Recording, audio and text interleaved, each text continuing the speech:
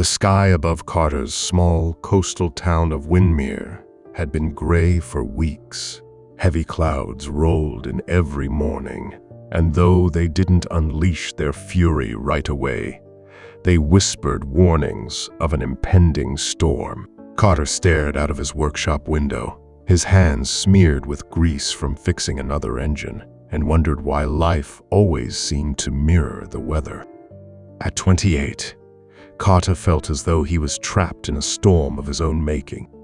He had inherited his father's struggling garage, a business that had once thrived but was now barely holding on. The debt collectors were relentless, and the pressure weighed on him every waking moment.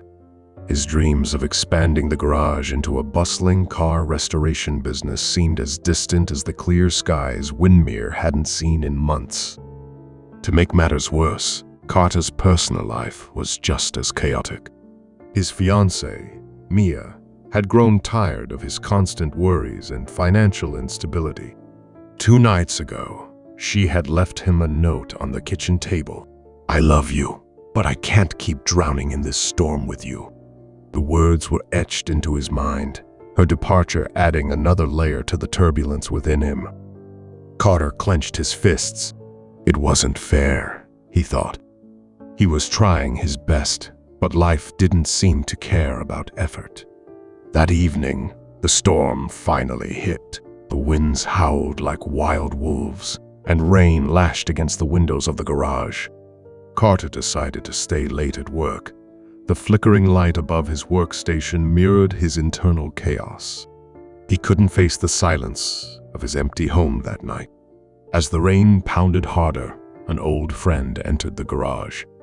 Mr. Hargrove, a retired sailor who had known Carter's family for decades, stood in the doorway, water streaming from his coat. "Storm's bad," Mr. Hargrove said as he stepped inside. Carter nodded, barely looking up from his work. "You look like you've been fighting your own storm," the old man remarked, taking a seat on a wooden stool near the workbench. Carter let out a bitter laugh. "You could say that. It feels like I am losing, though." Mr. Hargrove tilted his head. "Do you know what sailors do when they find themselves caught in a storm?" Carter shrugged. "I am guessing you don't just give up." The old man smiled. "Exactly. The first thing we do is face it head on. There's no escaping it, no running from it. If you try to avoid the storm, you will only find yourself in deeper trouble. You confront it, steady your ship, and adjust your sails to work with the wind rather than against it." Carter looked at him, intrigued but somewhat skeptical. "And what if your ship isn't strong enough?" "Then you reinforce it. You tie everything down, throw unnecessary baggage overboard, and rely on the essentials. It's about survival first. Winning comes later." The conversation lingered with Carter long after Mr. Hargrove left. That night, as the storm raged outside, Carter decided it was time to stop avoiding his problems and start facing them head on. The first step, he realized, was to assess the situation without allowing fear to cloud his judgment. Sitting at the workbench, he grabbed a notebook and began listing everything that was weighing him down. The debts, the dwindling customer base, and the disconnection in his personal life. Each problem felt like a wave threatening to capsize his ship. Then, he started listing potential solutions. It was messy at first, just scribbles and ideas that didn't seem practical. However, as he continued writing, patterns began to emerge. He remembered that old customers had loved his father's personal touch and honesty. He thought about how social media could help him reach a new audience without the costs associated with traditional advertising. By dawn, the storm outside had calmed, and for the first time in weeks, Carter felt a glimmer of clarity. Over the following weeks, Carter took action.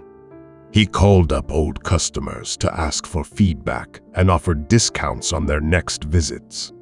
Many were pleased to hear from him, reminiscing about how his father had gone out of his way to help them. Slowly but surely, business began to pick up. Carter also embraced social media, something he had previously avoided.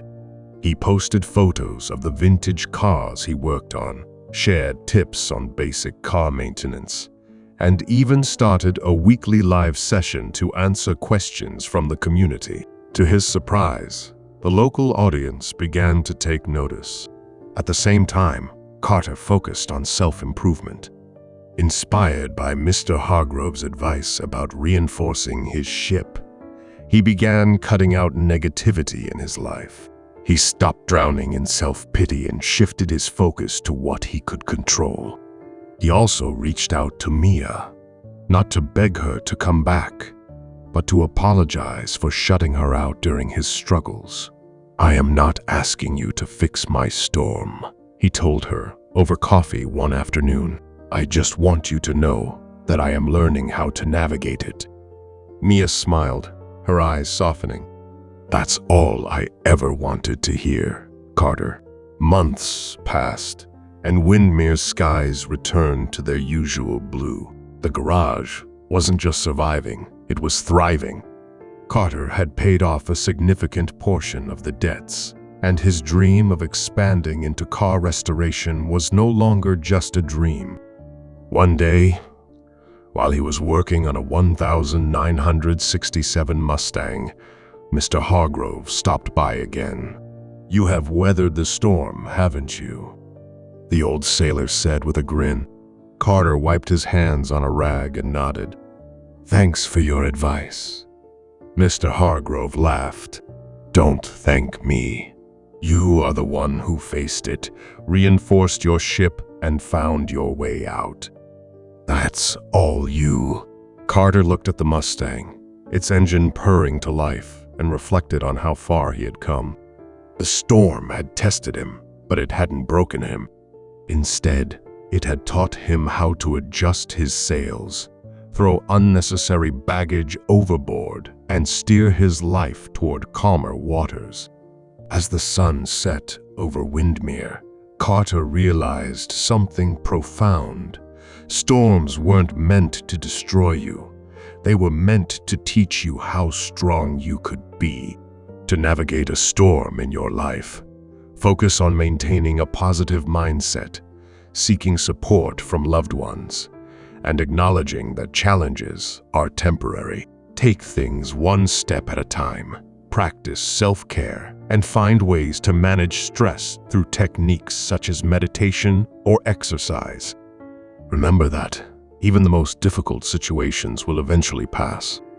We would love to hear your thoughts in the comments, and don't forget to like and subscribe for more captivating stories like this one.